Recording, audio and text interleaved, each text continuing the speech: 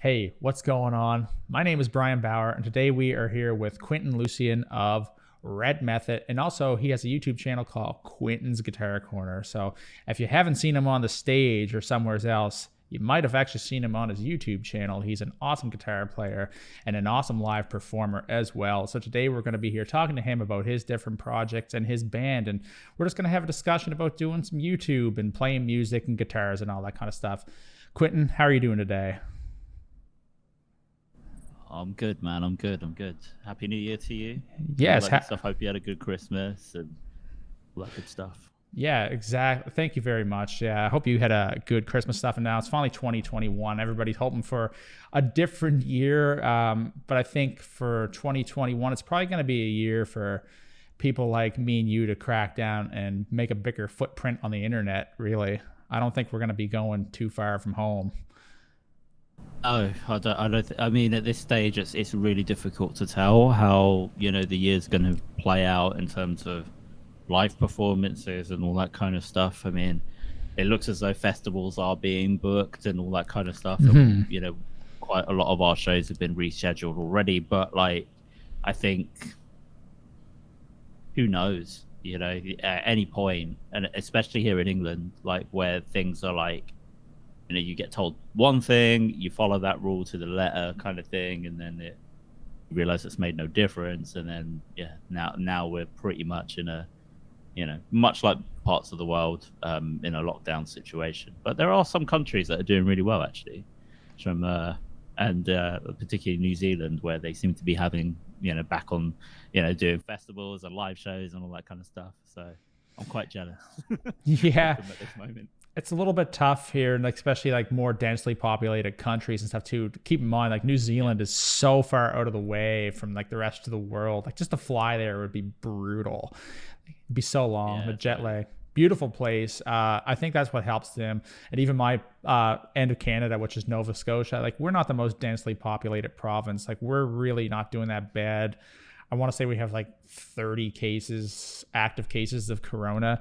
We're just getting some things back. Like we actually had a normal summer last year where we didn't have shows, but I know there were a few concerts that actually had came back, but it was set up different in a sense where like you had a spot you had to go and you had to stay there. I'm not sure how it all worked. I haven't gone to any. I know a couple bars had them, but all that had gotten shut down again once the second wave hit. So hopefully 2021, a little bit later on, we'll see something change. Actually, I went to a concert like right before all the lockdowns. We got really lucky because that could have been brutal if that was like 2 weeks later. It probably would have got canceled. We went to see Matthew Good. He was a Canadian like alt rock artist. And a week later, I've worked from home ever since, and 10 months has gone by.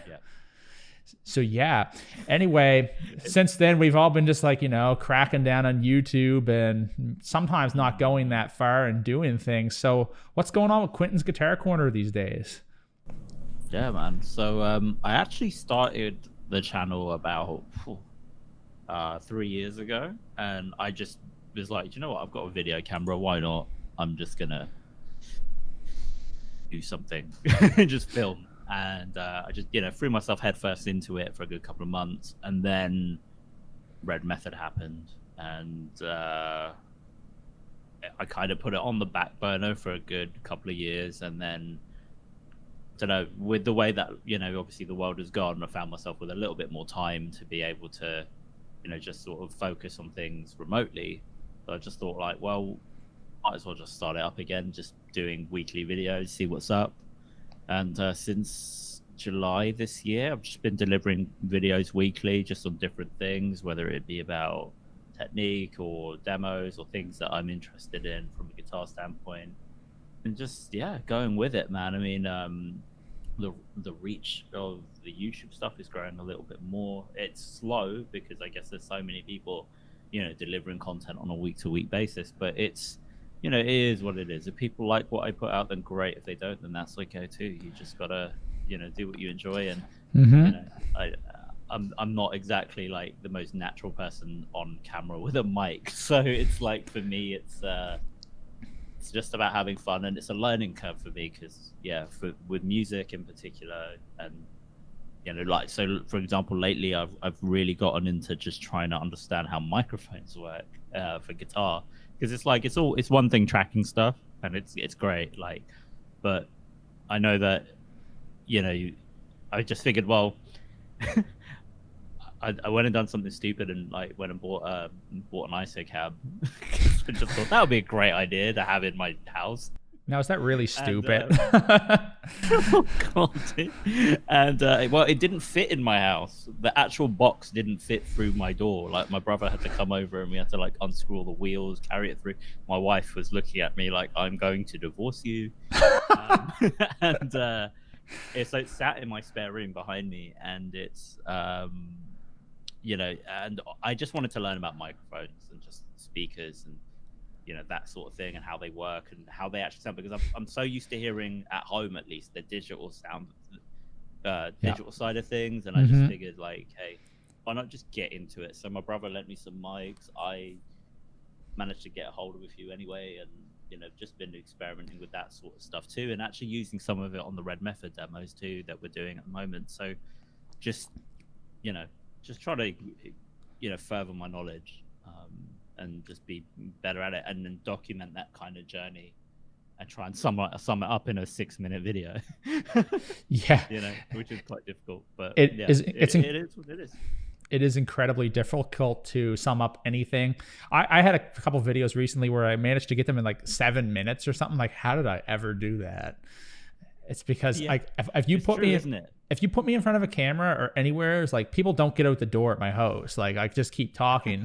There's a billion things to say, it's a few things just to touch on there. You said, like, when you start up on YouTube, you said, well, I'm not the best on camera and stuff, but it's funny. I think we are our own worst critics in that sense, where it's like, wow, I suck. But like, I've never thought once like, oh, he's really terrible in front of the camera. I've never thought that. I was like, oh no, it's just Quinton. That's just what I think. There is only I appreciate you saying that, man. I've seen a few people go on YouTube and be like, you could tell they were like right tense, and it's like, I know it's hard to talk in front of a camera though. Like, it is not an easy thing. Like, to talk to you doing this, or to talk to like a friend of mine like Zach or somebody, and being on camera, you have that back and forth with an actual human being. But when you're talking to that inanimate object, you're talking to no one and you're talking to everyone. And it's really tough, because you kind of want to be like, what do you guys think out there? And you get nothing. And I'm sure you've done those like work meetings that are kind of like that too. You know what I'm saying? I do those work meetings when you talk, no one's got their camera on. Nope. And then there's silence. So then you think there's a problem. And then you go, hello? And then everyone goes, yeah, I heard that. And it's like, yep, I've been there doing that too. And it's kind of like, if you can do YouTube or you can do that, you could probably go back and forth and do the two things. It's a skill to get used to talking to nothing. But everybody's listening to you. So, and you don't want to sound like, I worry about that even coming into doing something like this. Like, it's not my first rodeo, it's my second rodeo. So that would make me experienced, right? But in saying that, it's not an easy thing. And you said too, and you got going on YouTube, you're like, I got a camera, I'm just going to go at it. And I know a lot of people now look, what do I need to get for YouTube? I never thought about what do I need to get for YouTube. It's more like, I've got that thing there sitting there as well. It's like, well, why don't we do something? Well, maybe I should upgrade it. Yeah, like, I think it took me a long time to get into this sort of mindset of, I don't know, I guess like branding, and this mindset of, okay, like, having things in the background that are a bit more visual and all that kind of stuff. Because when I first started, it was literally me in my spare bedroom, me in my front room first, and then it was my spare bedroom. Then it was like, I'd have like a random bed and a white wall in the background kind of thing, and it's just me talking about this guitar or whatever, and looking like a deer in the headlights and all that kind of stuff. And and then you start looking at other channels a little bit, and you're like, okay, like, from day one, they've got their lights, they've got their some people wear makeup and all that kind of stuff, and it's like, whoa, and I'm still not wearing makeup. yeah, it's like a full-on production. And you know, I think it's about, there is that element of it, of trying to make it look as good as you can, but then there's also the element of, you know, making the content as relatable to people. And I think that's where I find it quite hard, because it's like, for me, I'm super interested in the diaphragm of this stupid microphone that I'm holding in my hand, but it's like, is you know, are the general public interested in that? I don't know. And so you just go with it, and a lot of it is trial and error, and especially with the audio side of things, like, you know, trying to record, and you know, especially now that, you know, you can't just go and, well, you can like record covers and stuff, but you have to be careful, copyright and all that kind of stuff, and it's just like, it's a lot to think about and a lot to take in, but you know, I'm still enjoying it and I'm still having fun with it. And I think that's the main thing at the end of the day, is to always have fun with it. And like you said, there's a few people that come out that have like everything, and it just looks amazing. And you were saying the white walls, look behind me. I'm not even set up to do a video like this. I finally, in the last about 2 to 3 months, have finally clued into how to set up a scene a little bit. Like, I had that white wall forever. And one of the things, like, I finally got my guitar poster up. I've got some light strips going. I got some more on the way and stuff as well. But your room is awesome. Like, you've got the Undertaker in there. Yeah, I mean, I love. Oh man. So yeah, it's probably no secret now that I'm a pretty ridiculous WWE fan. Always have been, and I've only just started kind of like bringing that side of things out. And he's my favorite wrestler all time. So like, I've got. Yeah, my sister got me that. I'm looking at it right now. My sister's got me that cut out, and then my wife got me 2 figurines that sit on either side of my KOKs. So like, I got an old school Undertaker. Well, they're both quite old school actually, but like a really old school one where he's in the purple getup, and the other one which is where he's in that Ministry of Darkness phase and all that kind of stuff. So yeah, he rules, man. He's way off topic from what we do. Did you watch the Hot Ones episode with him? Yeah, I did. Oh wow. I mean, the thing is that a lot of his interviews that he's, you know, putting out from his media run this year, I mean, he is saying a lot of the same things, but that was cool to watch, because I think there were elements in which where he was talking about you know, all the little stories from, you know, traveling from from how he started out up to now, and the things that he considers to be, you know, good from a storytelling perspective. I thought it was an awesome interview, to be honest. Yeah. Oh, Sean Evans always does great interviews. Anyway, you really do have a really neat looking setup in your room for a small room, and I have this large room, and I'm finally just starting to get little things going, thanks to Zach for actually helping me out, getting this sorted out a little bit more, because I'm not an interior designer. Like, I'm not even a fashion guy. Like, I wear a lot of the same clothes like all the time, you know, so it's tough. It's tough to get these little YouTube things going, and we want to look professional. And like, one thing you've got going for you is like, you got good audio and stuff. On top of that, you're also like a really killer guitar player in that sense too. Now, as a YouTuber, you have under 1,000 subs and stuff. Do you find it really almost kind of just disheartening every once in a while? You put all your effort into something and you just don't get the views on it. This happens a lot with people like me. I think for me, at the beginning, it was like when I came back to it earlier this year, because I thought, okay, well, I'm going to make a concentrated effort on YouTube, and that is just delivering content, no other expectations. And I'm like, okay, what's going on? Like, you know, has this changed in the last 2 years? And it has. And you know, the way that I look at it is that, you know, there's so much content. You know, YouTube is one of the #1 TV networks in the world, if you think about it. And it's one of the #1 sources of this, you know, people use to like source of discovering, say, music, video, whatever, you know. And there are so many guitar players already, you know, that have, you know, got their foothold, like say Ola, you, which is I guess how we met, right? And all that kind of stuff. And you know, the Jared Dines of this world, and even Matt Heafy to a degree, from Trivium as well. They have their space in there, and it's going to be difficult. And the way that I look at it now is more that this is for me now. Like I'm glad in a way. Yeah, the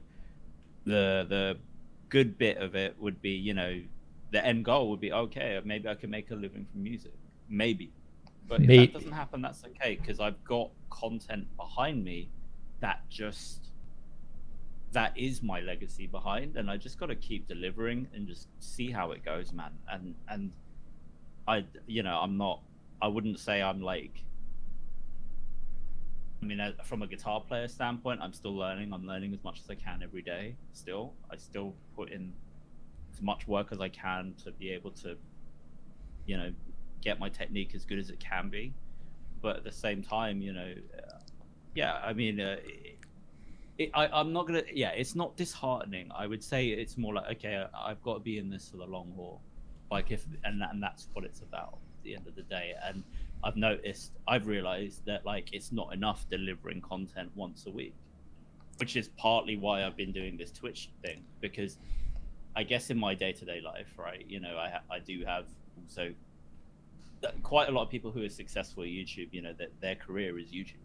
Yep. It's what they do, and I'm not in a position financially where I can literally drop everything and do that. So, and YouTube is a job, it is a career. So in my head, or YouTube, Twitch, any social media platform these days. And for me, I spend 9 or 10 hours a day at doing my day job. Yep. And I do everything that I need to do there, and then take an hour off, and then go straight into whatever musical thing I'm up to at the time. And the thing that I've come to realize is that there aren't enough hours in the day, and I can't. I'm guilty of burning myself out. And at the end of the day, my health has to come first. Exactly. As I'm starting to slowly realize the older I'm getting, so it's like I need to, just be a bit more in the moment and just enjoy what I'm doing. And one way, it takes such a long time to be able to film a video, make sure the audio is good, edit it, render it, export it, upload it, make sure you didn't miss anything. If you miss something, then you got to reshoot it, all that kind of stuff. Mm-hmm. And at this point, I can only manage to do really 1 or 2 of those a week at best. When I'm not working on my day job, I can do 3 easily, no problem. But when I've got my day job, it's 1 a week.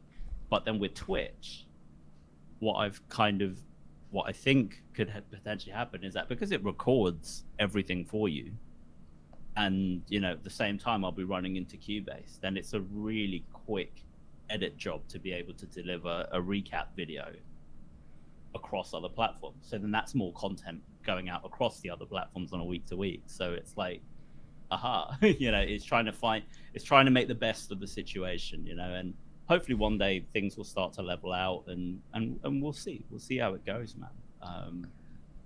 Red Method has definitely helped with the Guitar Corner stuff, definitely, and we'll just see what it all brings in the future, man. Exactly. I can relate to a fair amount of that too. There's just like you said, there's not enough time. You're like, I want to do this, and then all of a sudden you realize man, I'm tired. You can spend so much time just video editing. And I know some people, you see a few people on Facebook saying, these guitar players just spend all their time video editing and all stuff. Well, to be fair, I actually do like video editing. I'm not totally into audio mixing all the time, even though I do like it, but I actually really enjoy the actual aspect of just editing a video and putting together and seeing what I actually have. And I think for me, it's a lot of fun. And I've seen what you do, man. And that I watched one of your videos the other day, actually, and I really like when you're using keyframes and all that kind of stuff to sort of pull things together and zoom in and all that. And for me, I'm like, damn, I should really do that. I was watching, I was like, damn it. And I was like, that looks really, really, really good. I can't remember what it was that you were demoing, but it grabbed me in, and it's those little techniques that you pick up along the way I totally abandoned. And I just was like, no, wait, hang on, there's a reason why people do this. This is great. So hats off to you, and I think you've got The thing is as well, like for me, I don't view myself as like a visual person, and I always say that in the band. I'm not the one in the band that's the most visual or will think, that little bit outside the box to kind of get things looking good. I'm the guy that's like, okay, well, we need to do this. How are we going to do it? When are we going to do it? And then when it comes back to my own stuff, I'm like, it's stuff that just doesn't even come into my brain.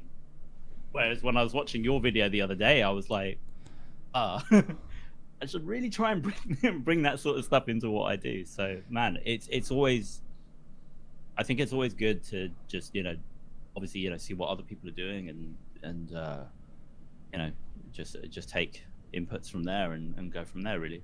Oh, definitely. Thank you for the kind words, man. I really do appreciate that. It's something that I work fairly hard on as well.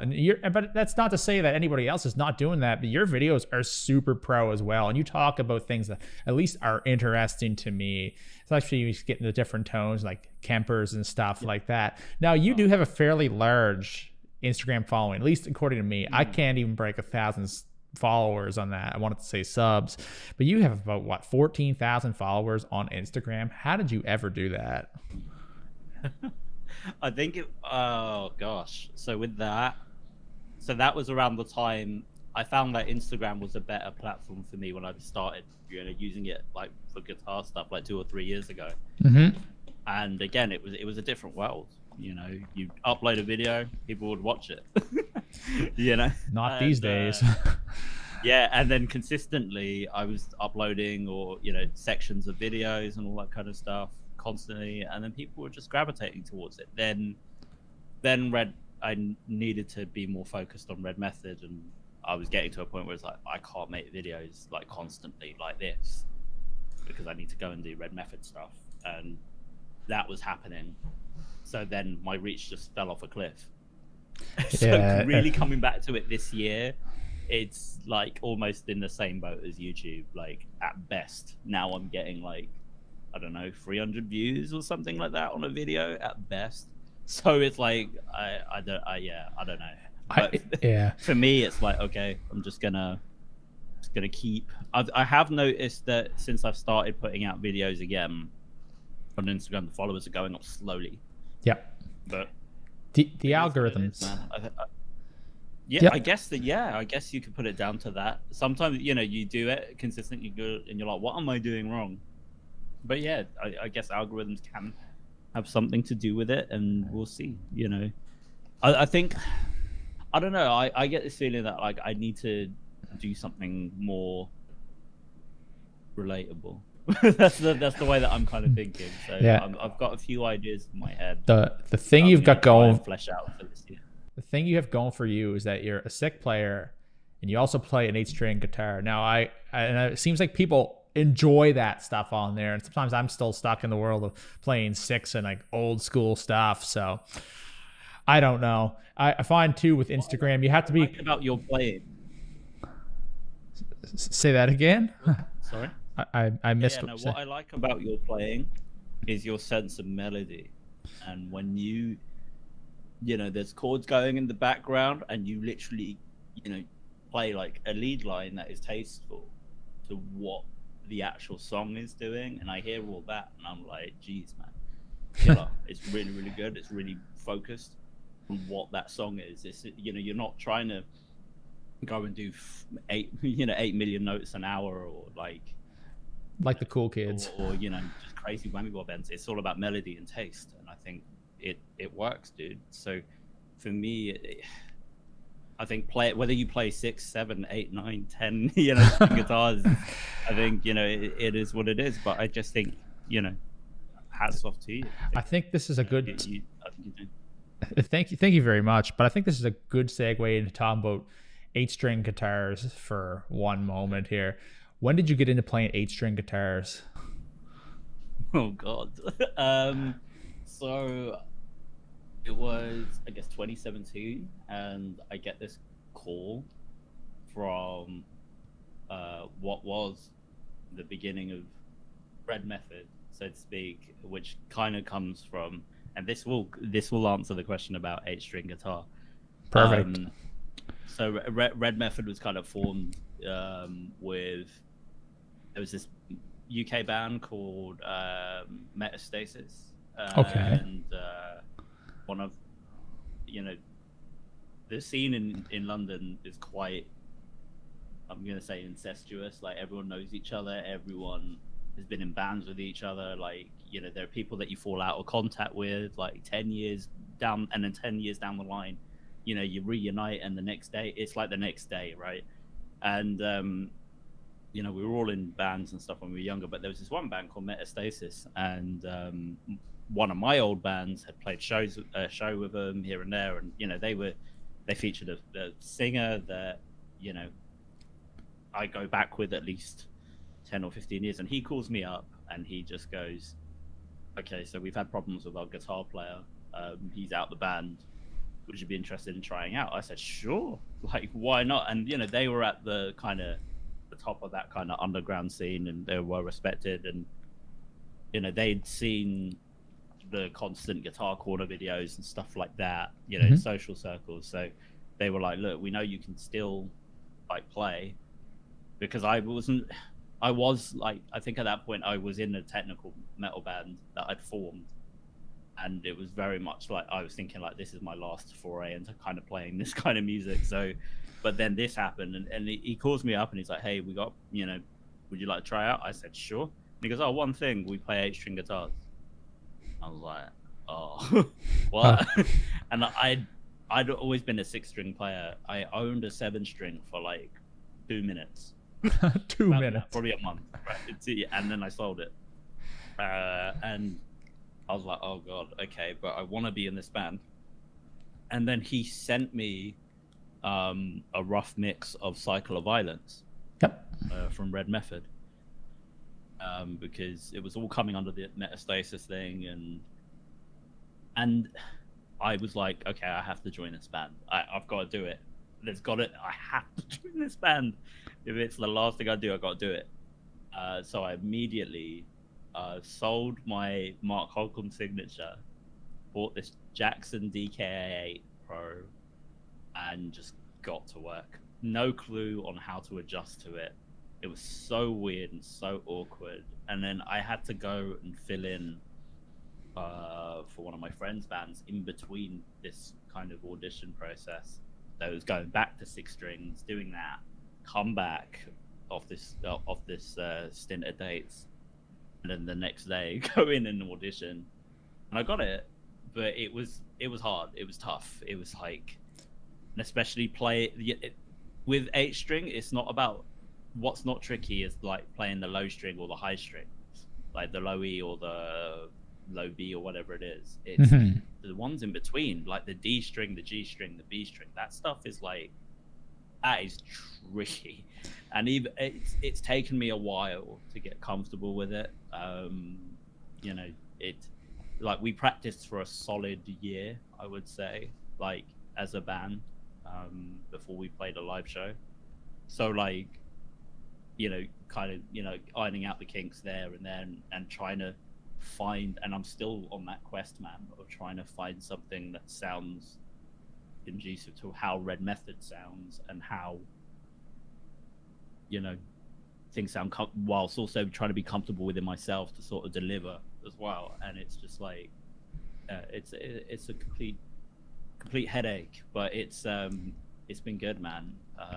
But yeah, 8-string guitar, that's exactly how I got into it. It was like, oh, you play you need an 8-string guitar to be in this band. Okay. It's like, you're a good player, just buy an 8-string, just come join our band. It's not hard. I mean, Meshuggah does it. You know what I'm saying? Oh my God, yeah. But I mean, they are masters at what they do, though. Have you ever seen them live? Unfortunately, no. They never been near me in my life. Dude, it's like, how can I? It was like watching 1,000+ people have exorcisms in their own individual ways. Because no one really knows how to, how to move or groove to Meshuggah, right? And that's how you. That's stuff is. A guy had stuff is just so out there. Yeah. And these people, man, like literally, Meshuggah come on, crazy light show. The music, the sound is unbelievable, and I'm looking around, and literally people are beating their chest like Donkey Kong. That's literally what was happening around me, and I was like, wow, like it's primal. That's the only way I'd describe Meshuggah, to be honest. Primal. Primal and futuristic all in one, I'd say. But they have never played anywheres near me, and I'd love to see them because they're an amazing band. As for 8 strings, like, man, like for so often I pick one up. I remember the first time, like, this is crazy. And I did a video with a guy here in town last year, Taryn McKay. He has a Mayonnaise 8-string. It's a Regis. Oh, right. What an amazing, nice guitar. But it's like, it's 27-inch scale and it's 8 strings. Like, I can kind of chug on the low strings. But man, like, he can just play it like it's nothing. He's so good at it. And it's like, wow. It's super cool. But I have my Solar 7-string, and it's got 26.5-inch scale. It's what's on it, and I can play that like no problem. Those play like butter. Now, you play Solar these days. Sorry? You are a Solar artist these days. I know you. Yeah, I am. Yeah. I know you play Solars, and I know you're also playing with the Evertunes and stuff. Now, how some people don't like the Evertunes, but how do you feel that has improved things for you?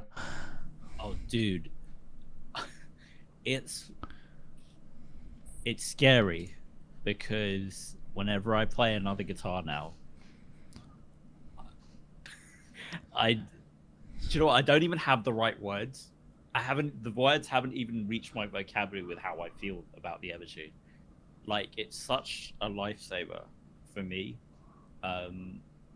When I'm playing other 8 strings that are probably twice as expensive as the Solar I have, I'm just like, what is this? I can, and in Red Method, they'll probably tell you that, like, in rehearsals, I'm the worst when it comes to guitars being out of tune. I'm literally like, oh my god, I'm pretty bad because I'm like, that's out of tune. I don't care what it is. You need to sort it out. Just sort it. And they're like, it's not out of tune. I go, check your tune. I bet you it is. And then they do, and then they're like, oh, okay, fine. Like, and I hate out of tune guitars. It's something that really, and it's probably why it takes me so long to film as well, because I'm just checking tuning all the time, constantly, and it's like it's almost like a nervous tick in a way, and it's just like, oh my god. And especially with tracking, and the Evertune just removes all of that for me. So not only does it keep the guitar intonated, the tuning is just, oh wow, like, and it's crazy because you've got the Kemper tuner. Yep. And you know how you can tune by the scent, right? Yep. The Evertune, when you tune it to the scent, it stays there. It doesn't waver. It doesn't give you that weird warble. It just, oh man, I love it. I love it so much. And like, even to recently, I got a hold of a friend's Ibanez Prestige, this Japanese RG. Yep. And like, it plays great, but like, it's one thing getting it in tune, but then with the Floyd Rose, it's all about intonation. Oh my god, the intonation it just drives me nuts. Absolutely drives me nuts. So to have all of those worries taken out of the game with an Evertune is amazing. And people always talk about, like, okay, if you take out so much of the wood from the back, you're going to lose so much tone. And I don't know, because maybe it would be different if I played it on a 6-string, but playing them on 8, the guitar is so dense anyway. Like, it's such a dense instrument, the 8-string, the 2 that I have. It's like, doesn't really, I don't think there's a loss in quality or tone. And the pickups more than compensate for that too. And the feel of the guitar, like I've got an Evertune. Yeah, I've got the Evertunes in the 8 strings, and they still feel like heavy ass beasts, man. Like total beasts. And it's literally just changed everything. Changed everything for me. So like, because you can still play it like a 6.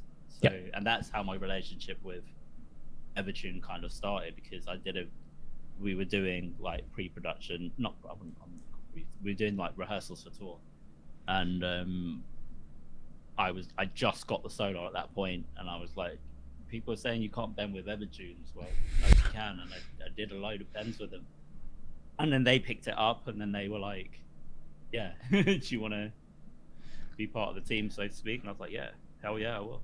Yeah. By all means, I will." So, That and I believe in it, and that's what it's about, man. Stand by it, and it does scare some people. Like some of my other guitar player mates are like, "Evertunes, I know," and I'm like, "You play metal, man." I can't say enough about it. So. exactly. I've just realized I've rambled literally for the last like 10 minutes. No, it's okay. You're actually telling me, you're actually answering a question that I actually really liked that. No, that was great.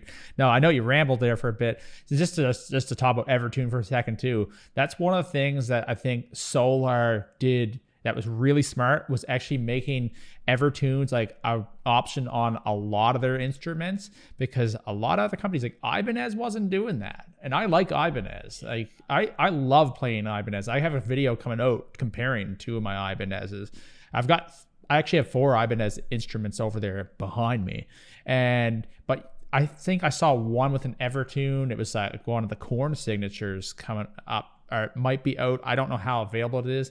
You don't even see this stuff at the stores when you go in too much. I've been to one store, and it was in Montreal. It was Steve's Music, and they had an LTD. ESP LTD had a few options with Evertunes in them, but all the other companies weren't doing it. And Solar came around, and they were doing that. You have almost like this custom option now, like, hey, they got Evertunes, and I bought them. So I was having troubles with like the heating in here, knocking my guitars out of tune. The same thing, just drive you crazy. And once I got the 7-string first, and I was like, this is amazing to have an Evertune to do this. Like, I can just record. I don't have to worry about it. And I thought, I need a 6-string like this, and they happen to have a B-stock sale. And I did that. Now, I noticed ESP LTD's 2021 models coming out. There's a lot more Evertune stuff. And I feel like some of the other companies are going to have to get on the ball, because Solar is killing it in that sense. They make a really nice guitar at a good price with good features. And Evertune is something that people are going to want going into this decade. 100%. And I know and I agree with that. It's not for everybody. And I still like Floyd Rose. Like, don't get me wrong. I like doing the whammy stuff and doing that. I think it's cool, especially accenting notes with that as well. But if I just want to record stuff and I don't want to mess around, I go for the Solar almost every time. Like, most recordings you hear, like, there's one, I know I had to mime it because it was a music video kind of thing, where I was playing one of the Ibanezes just because I learned it on that. It was a 6-string song, but I was struggling with tuning or something one night. And I was like, I'm just playing it on the 7-string. I'm tuned to this. We're just going to do that. We don't have to use the bottom notes. It's because the Evertune, man. And those guitars just play super great. So just to get this moving along here, Red Method. Do you have any good show stories? You've probably played some festivals at this point with that band. Like, they're not the smallest band in the world, but they're not the biggest band in the world, but you've got some good gigs over time. So can you tell me a couple stories? Oh, gosh. Stuff I'm allowed to say. Yeah, don't incriminate anybody. Oh, man.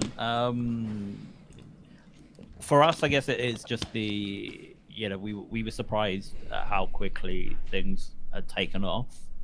When we first launched, kind of like a video, and instead of releasing the album straight away, just kind of like, going with this whole let's do singles, and then we'll release the album as a sort of a to put a bit of finality on it, and then just keep touring off that, which was what the plan was in 2020, and then that just kind of went wrong.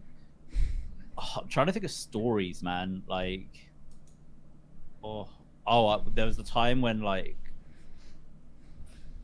I always draw the short straw in terms of places where we sleep, and like, oh gosh, they like this one. Played in this place in Plymouth. I think it was Plymouth. And first of all, there wasn't really a dressing room.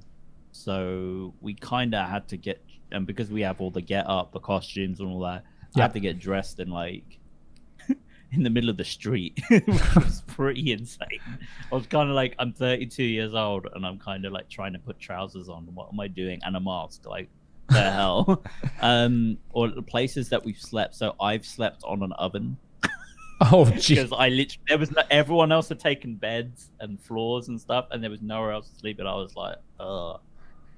So I had to kind of like get this coffee table together, put it by this like this kitchen, sleep on top of the oven, and then just kind of hope for the best. Trying to think of like actual stories though, like where things have gone wrong. I mean, there's so many things I can't say because they just it's bad times, so we'll probably have to edit this bit out. But like there's nothing that kind of stems from like sort of out of the ordinary. I mean, like there have been times when like we've arrived in a new place and then someone goes missing for like 3 hours. Oh, great. Yeah, we were in Madrid. I remember that, and we had this tour in Spain, and it was around October 2019, and we all arrived at different times, and we thought, okay, well, the first date we were playing was in Valencia, so we had to arrive in Madrid, go to this Airbnb. Oh yeah, now it jogs my memory. Right. Okay, yeah. So then first, I'll tell you 2 stories. So the first one was like, get to Madrid.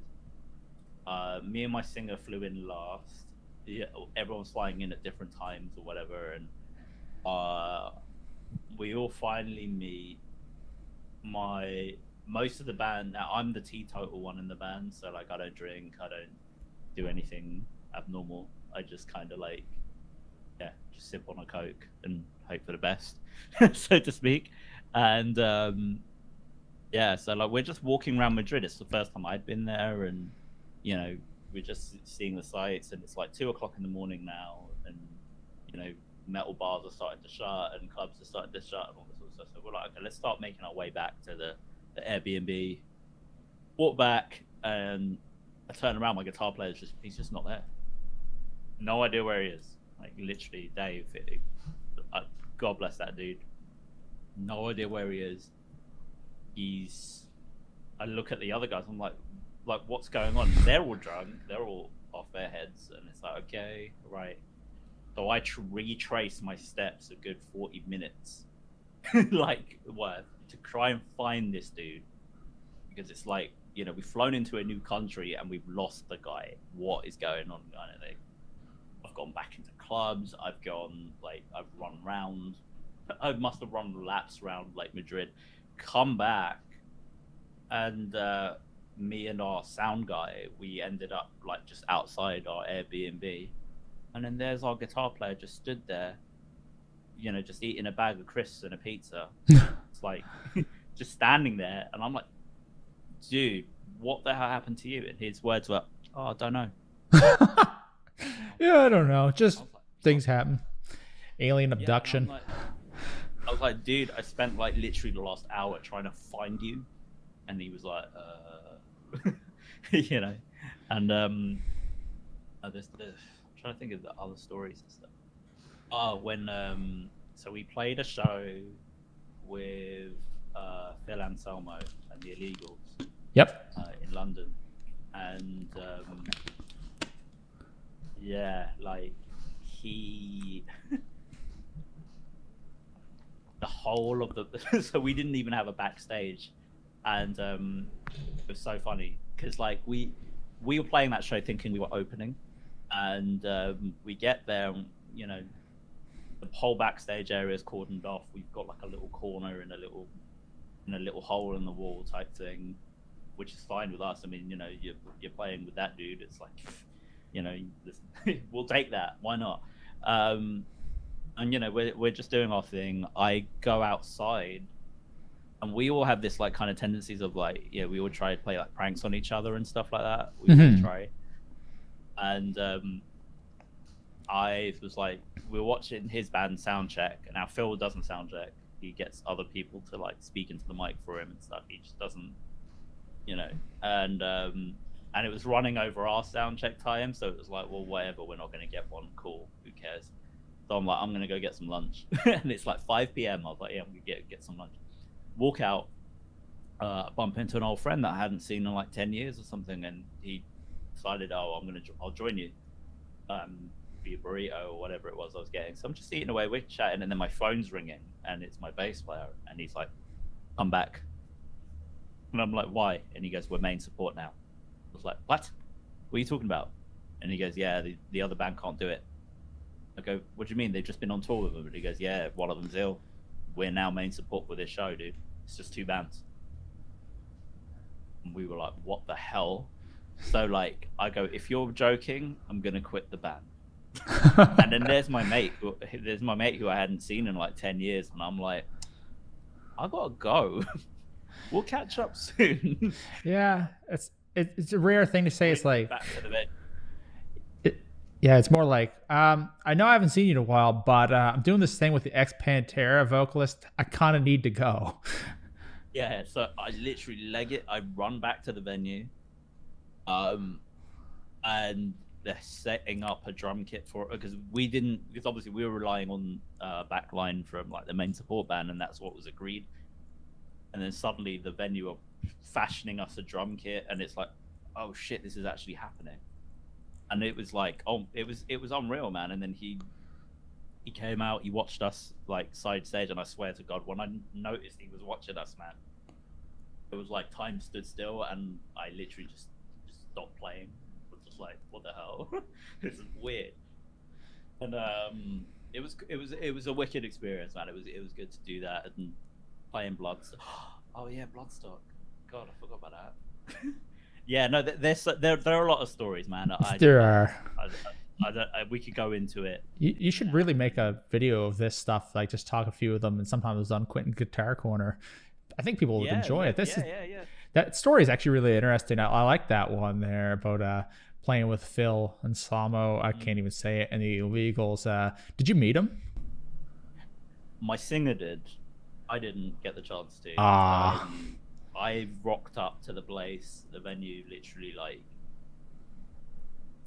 I think it was about 11:30 in the morning. I got there, but my singer was already there, and he was speaking to their tour manager, and the tour manager just took him on the bus. And then he was like, they spoke for like a minute, and he said his heart stopped. He was like, I didn't even know what to say, and he never gets starstruck, so it was like, okay, like that was pretty crazy in that sense. But no, I didn't get to meet him. I think some of the other guys did, but no, not me. But you still got to play. Yeah, dude, I tell you what, man, standing behind him and watching him play Unbroken, I've still got video footage of that. It's just nice. Like, when they played it, man, like it just brought back so many like memories, and just his voice, like, because they did so many Pantera songs on that night. It was just like the only thing I was thinking was just like, oh man, like, because the band were killer, like they were spot on in terms of what they were playing, but you just had at the back of your mind like, okay, if Vinnie Paul just suddenly comes out behind the curtain, I'd be happy, but obviously he'd passed by then, and we all know what happened to Time, unfortunately. So yeah, that would have made it all the more sweeter. But Phil and Simon, man, what a legend. That was crazy. Or oh man, I've actually got one more story. Okay, give her one more. We're gonna be running a little low on time here soon, but yeah. No, one more. I'll give one more. Give her. So, I want to hear it. Yeah. So we're no strangers to making music videos. We put a lot into them. We write everything. We sort of draw up storyboards. We source all our own props. We do it all. It's an expensive thing, but the end product's pretty cool by the end of it, and very much it helps us with our profile. But this one time, I think we were so burnt out from making and doing that whole process. We were like, okay, well, why don't we give it to someone to do that whole process for us, and we'll just kind of pay to rock up and do what we got to do, dude. I think the lesson of it is pay attention to storyboards, because we had to travel to this forest once, and the videographer was like, okay, so we're gonna dig a grave, and you're all gonna get into it, and you're all gonna get buried alive. Lovely.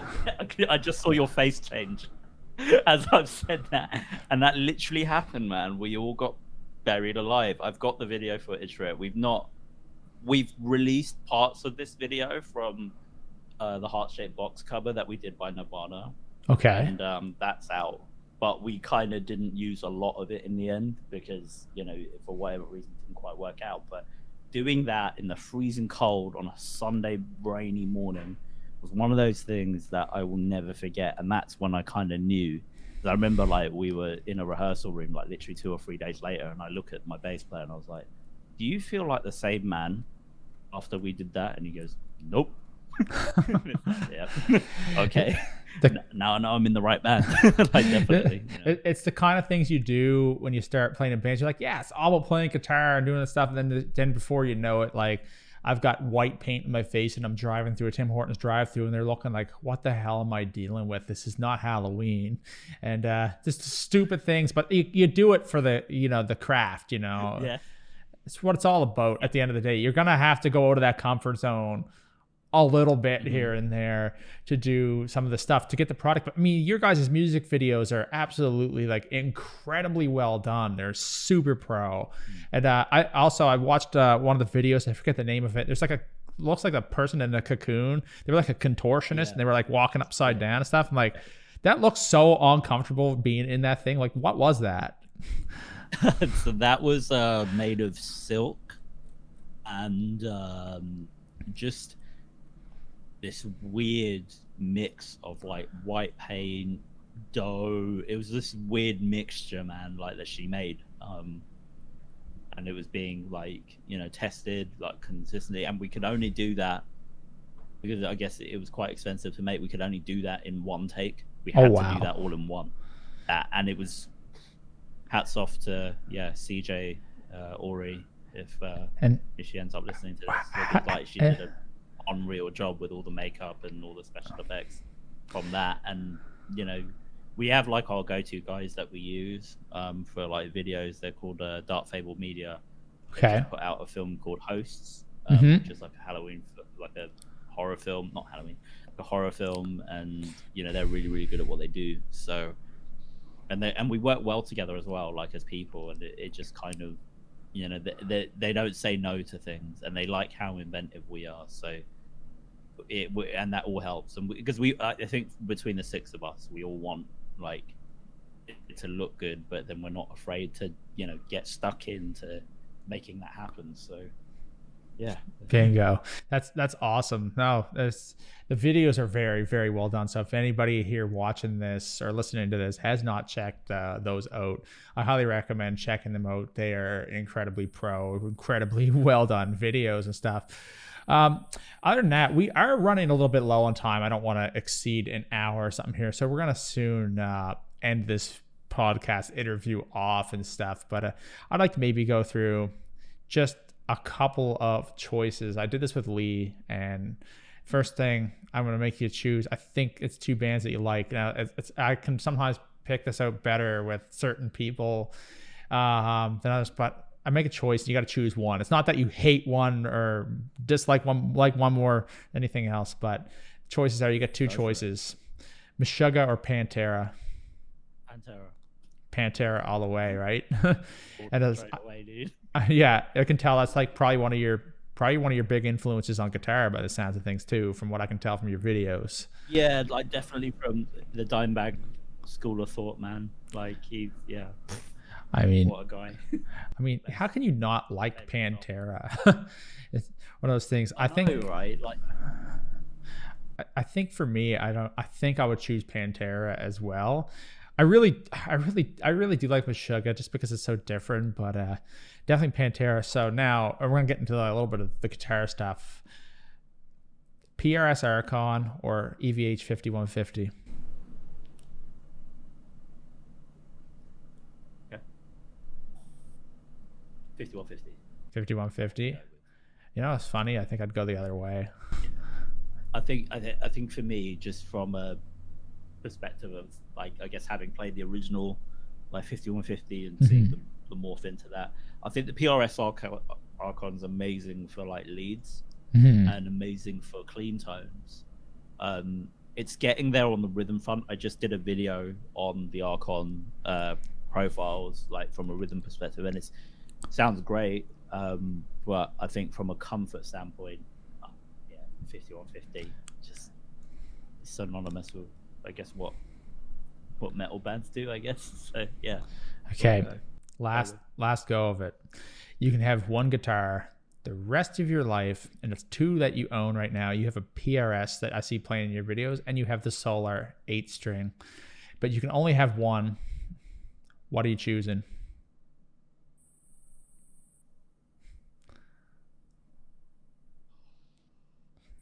Struggle's real. oh man, that's actually quite a tough choice. Tough choice. PRS. PRS. Just because of I bought. Yeah, there's a bit of a sentimental thing with it. I bought it around the time I got married, and you know, it's been with me. I've used it in some. I've even used it a little bit on Red Method stuff. You know, I love it. One of my favorite. It is the best sounding guitar I've got. And I haven't changed any like components on it, from electronics to even the locking tuners and stuff. But then in terms of being a guitar that's just ready to go and is a machine that Solar always so ridiculous. It's so hard to choose. I love the Solars in that sense, but I can pick up my RG, and it's kind of like that too. It's like I know how this sounds. I know how the notes are gonna come out in this. It might not hold tuning near as well, but man, it's got a sound, man, especially if you like that old school stuff. Well, I think we've gotten to the end of this podcast interview so much right now, and I'm look at me stumbling over words. Typical thing. You know how it works when you're doing YouTube and stuff. So I wanted to say thank you so much for actually doing this with me, Quinton. This is awesome. And if anybody has not checked out Red Method, definitely check them out. And I highly recommend go and check out Quinton's Guitar Corner, giving him a sub over there. Let's get Quinton up in the sub counts as well. You can go follow him over on Instagram. All his links are going to be below in this. Anyway, you can also subscribe to my channel, click the like button, the notification bell, and all that kind of fun stuff. This video was super fun to do, man. Thank you so much for doing this. It's like hanging out. It's like hanging out in person. It was super fun. All right, guys, thank you so much for watching this, and I will see you guys all in the next episode.